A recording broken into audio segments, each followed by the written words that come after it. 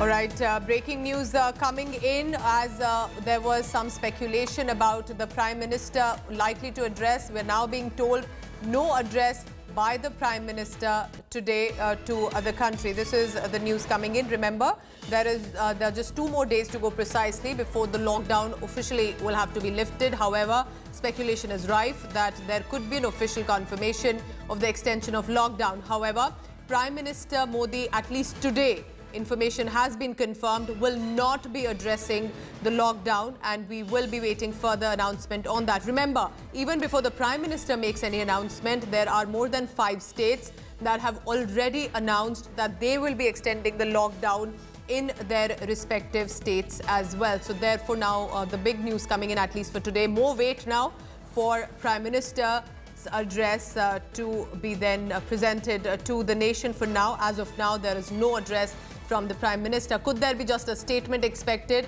We'll wait and watch. But again, today, the information confirmed, no address by the Prime Minister. National Affairs Editor Rahul Srivastava joining me. Rahul, so at least there was some speculation because it's just 1 or 2 more days to go for the lockdown to be lifted. So no address today as well? Pooja, if you recall, last evening when we were speaking, we were discussing that how there are a lot of things to be tied up. There are reports of 11 empowered committees. There is a group of ministers, top industrial and corporate bodies like CII, FICCI, ASSOCHAM. They have all given their suggestions. All the states have given their own suggestions. They have their own compulsions and demands. Now, everybody wants a certain kind of a flexible, one size doesn't fit all kind of a element to it. And that is why the Prime Minister's office, which has been working overtime to draw a broad blueprint, there was a likelihood that the PM may not even address the country today and might do it later. Or eventually it is a possibility that it is the chief ministers who at their own individual levels will be making an announcement in their own respective states, giving the entire lockdown 2.0 a new federal kind of a framework. And if you notice, Odisha Chief Minister, Punjab, several other states have been announcing their own lockdown extension. And also what is happening is their own kind of a lockdown relaxations are being announced. But at the central level, there is a greater thought going on for a few things. And now what is very important is how can certain segments of industry be opened. This is something which we were discussing the day before yesterday. That can the large industries which can house their own workers work with a lesser capacity installed and say 25 to 50%, not have too many shifts there. Can that be achieved? I think that will require a certain amount of tweaking and talking to the various stakeholders, yes. And one will have to wait and see what's the Rahul, final then can we expect which emerges on the 14th of April. Just an hour or so very close to when the lockdown is likely to be lifted, so to say, officially, is when the Prime Minister could make a statement, because there's not much time left anyway and there is just about a day to go now. Yes, Pooja, I think it might be if it happens. I will say if it happens, it will be closer to the end of the deadline, primarily because the Prime Minister will like to be on board with the latest picture. It's not just what everybody is demanding, Pooja, remember, it is also what the COVID-19 infection rate is dictating. If the numbers suddenly have a spurt, the Prime Minister may not like to announce something and you witness a spurt in a day in a state or a region. And that is why it has to be an extremely calibrated kind of an effort between the center and the state, where I think eventually the larger picture will be dictated by the states, the broad parameters in terms of fiscal assistance, what kind of industries can open, that may come from the center as a coordinating entity. So Rahul, I do have an added question to this as well. If we just go for now by the hypothetical situation that, for example, the Prime Minister may not address the nation this time, what are other options? Could there be an official order circulated, an official statement from the government? There could be other options as well mulling while these deliberations are on? You see, Pooja, what is the possibility is that it can be at the level that the government can write individually to all the states and tell them what exactly can be done vis-a-vis each state. Say, for example, Punjab is a state which depends heavily on agriculture. There are different districts which are have different kind of compulsions. Say, for example, in Vapi and Ankleshwar, there is a lot of activity which happens at a different level. There is a ship-breaking exercise which happens on the coast of Gujarat, which is a different kind of exercise from the jute manufacturing units in West Bengal. All right, So Rahul, I'm going to interrupt you there. I'm going to interrupt you there from the Prime Minister's office, India's Twitter handle. A confirmation is coming in. Prime Minister Narendra Modi will address the nation at 10 a.m. on 14th April 2020, which is tomorrow. So Prime Minister, while not addressing the nation today, will be addressing the nation at 10 a.m. on 14th April, tomorrow that is, and therefore just about 24 hours to go. I'm going to go back to Rahul Srivastava, our National Affairs Editor. So Rahul, all right, some confirmation coming in directly from Prime Minister's handle, and this is that there is likely going to be at 10 a.m. the address to the nation. So all those strategies that you're mentioning possibly may find a mention in that address. Yes, Pooja, this is exactly what we were discussing, that the Prime Minister will like to do it closer to the end of the deadline. You see, for example, I know that, I was just going through when we started discussing, I have just received a long note from the CII, which has been submitted to the Prime Minister's office and to the Empowered Committee. Now, this note runs into some 60-odd pages. Now, for example, similarly, FICCI has submitted a note which is something over 70 pages. What does that say, Rahul? What could that possibly be references to? Will these be the suggestions to the government to consider? Yes, there are a lot of demands from these corporate industrial bodies. What they are basically saying is that in a climate like this today, where industry already was on the back foot because of several measures, the government does not just need to lift a certain easing or restriction is one element.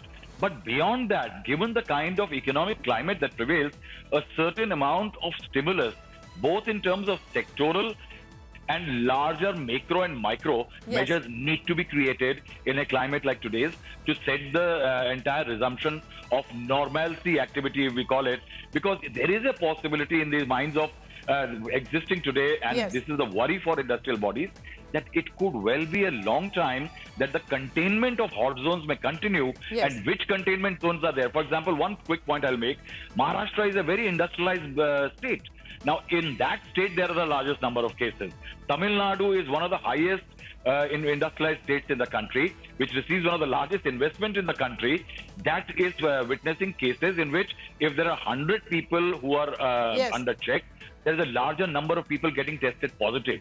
And that is why state-specific formulae will dictate what the Prime Minister will be speaking tomorrow. Also, how different do you think this address is going to be compared to the previous messages? The first address that he had made while announcing the lockdown, then the video message that had come as well. Do you think this will also have to be about solutions, about what the country has managed to achieve, what it will be doing for the healthcare sector as well? Pooja, I think the Prime Minister set the tone in the Chief Minister's meeting. In the first one, he had talked about Jaan hai to Jahan hai. Rahul, I'm just going to interrupt you there just for a brief while. I'm joined by India Today's consulting editor Rajdeep Sardesa on the phone line. Rajdeep, so Prime Minister's address to the nation at 10 a.m. Tomorrow. What do you think this time is imperative that must be mentioned in Prime Minister's address so that it can be different from the previous two addresses? What are you expecting? But I think I just heard my colleague Rahul Srivastava, I think, hit the nail on the head when he said that in the first address, the emphasis was on saving lives and on the health emergency confronting the country. Jaan hai to jahan hai. The impression one gets is now the government wants to send out a message that while people's lives are important, equally important are livelihoods. So you will need in some way to revive the economic cycle. You will need to create some spaces where the country can try to revive economy even during a lockdown period. So I expect certain guidelines, which is what the state governments are also expecting, certain guidelines to be laid by the Prime Minister. So much more detailing, hopefully, in this speech in comparison to the earlier two speeches, which were more directed towards emphasizing why the lockdown was so important. Now, I think, while the lockdown continues, the importance will also be given as to how to revive certain crucial areas, especially agriculture. I think the message that has come very clearly to the Prime Minister's office that agriculture and industry both are hurting. Yes. The supply links are broken.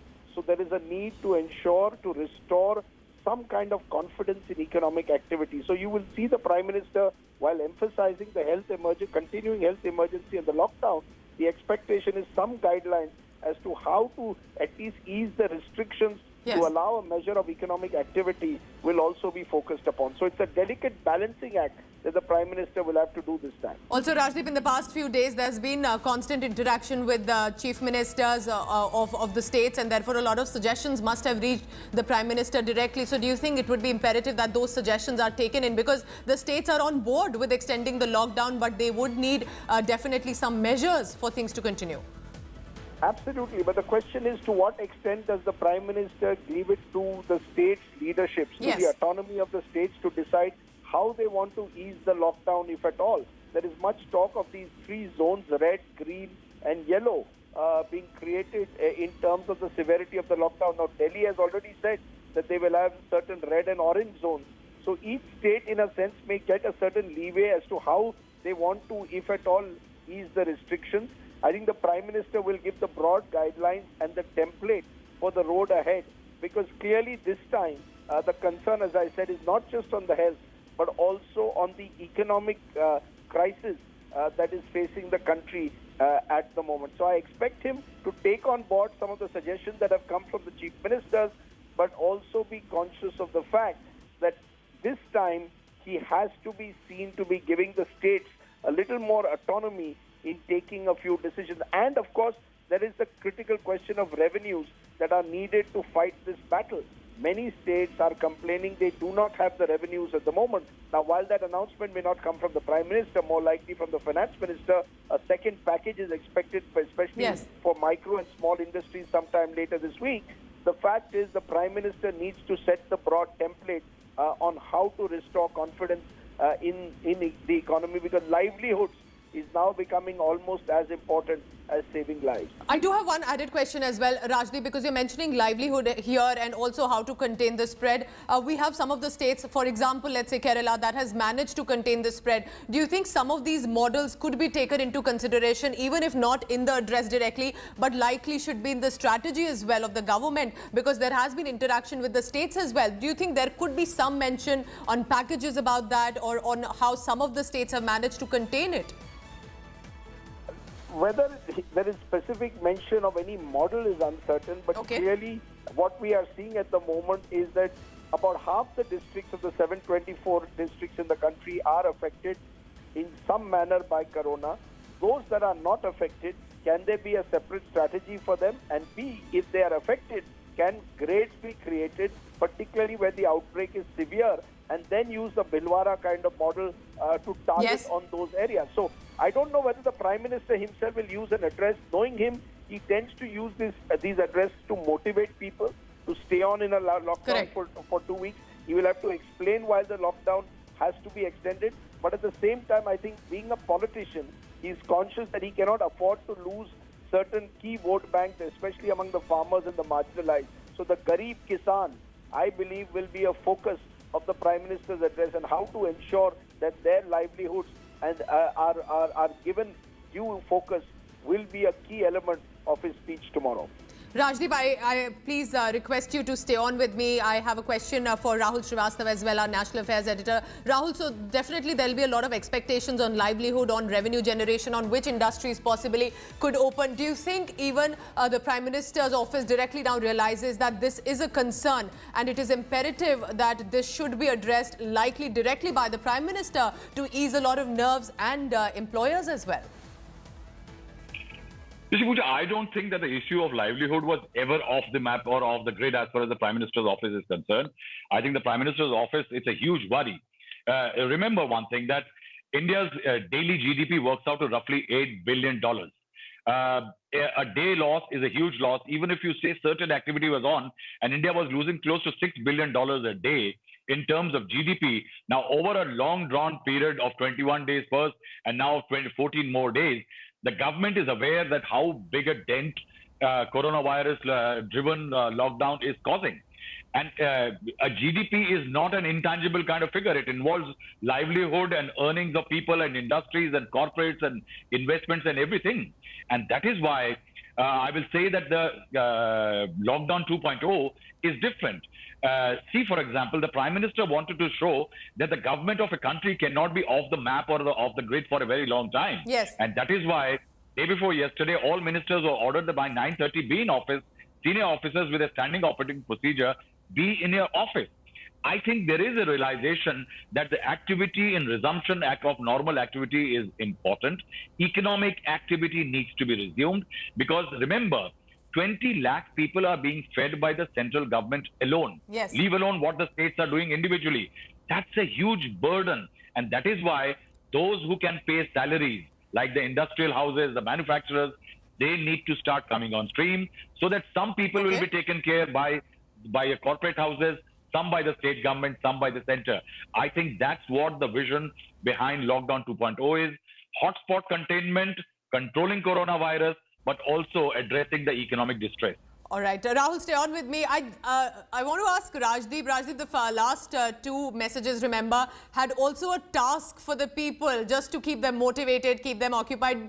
Are you expecting this time that there could be any sort of task just as an activity, so to say, or this will be more of, as you're saying, reference to either revenue, livelihood, or just to update the morale of the people?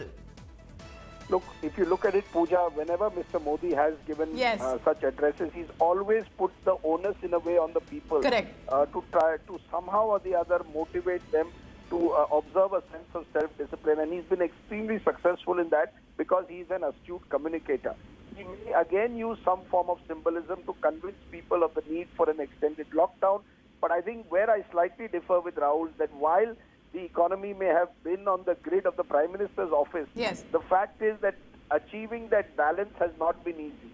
And the fact is, slowly with time, the government is recognizing that maybe one size doesn't fit all. That while you may have a certain formula that may work in Western developed countries, which have much deeper social security nets, they do not work in a country like India. And there comes a time when you need to achieve that balance. I think the challenge, while the fine words will come from the Prime Minister, no doubt, on the ground, will companies actually ensure that their staff is paid salaries? Will they ensure that there are no layoffs? On the ground, what's the reports we're getting, whether it's the jute, whether it's small and micro industries, whether it's contract labor, whether it's daily wage laborers, people are suffering because they're losing their jobs. Now, the Prime Minister can only appeal to the better instincts of industry, but he will also have to give industry something in return to convince industry that look, there is I have a vote of confidence. I'm giving you a vote of confidence in your ability. So I think this is a much more difficult task than what, or at least as difficult as was his first Lockdown 1.0. Lockdown 1.0 was to convince the nature of the nation of the health emergency. Now it is about convincing the country that the health emergency continues, but we also need to address an economic emergency. And I think, therefore, this is a much more challenging task than even Lockdown 1.0 was. Correct. You're correct in that sense, Rajdeep, that the activities or the task has changed and how lakhs of people do follow precisely the activity or task he suggests. But what we have seen in the past few days also, Rajdeep, is violence in some states, whether it is Punjab. We have seen some heated exchanges against the health workers as well. So while the Prime Minister has consistently appealed to appreciate the corona warriors on the front line, we have also seen some sad exchanges taking place. So do you think there could be, if perhaps a statement made, will bring the situation back into control? Look, I think, Pooja, while these instances have taken place, let's be honest, the majority of 1.3 billion people have embraced what the Prime Minister said. And I believe that's a great achievement of the government of India. It shows the level of trust that a large number of people have in the Prime Minister. But I think that the longer this continues, people will get impatient. There will be stray instances if people do not get the delivery systems. This morning, for example, in Mumbai, there were a few instances where people found that the markets were shut and the few shops that were open had run out of the required rations by about 11 o'clock. So there was anger there. So I think at some stage, the Prime Minister will have to reach out to people to convince that, yes, I know that this is difficult for you. I know that you're hurting. give us some more time. So he's going to once again, I think, reach out to people to convince them of the need to give the government and the system more time to ensure that the health epidemic, the pandemic is controlled, but also to try and convince them that he has their best interests at heart and the economy also will be revived. This is a dual challenge now, and Correct. that is why, as I keep saying, lockdown 2.0 is perhaps more difficult than lockdown 1.0. All right, and all eyes will be for tomorrow's Prime Minister's address at 10 a.m. on 14th April. Thank you so much, Rajdeep Sardesai and Rahul Srivastav, for constantly bringing us these perspectives. So there could be focus on livelihood, lives. Could there be some surprise element as well in this news? Coming into the big breaking news, Prime Minister Modi to address the nation tomorrow. Now, meanwhile, in the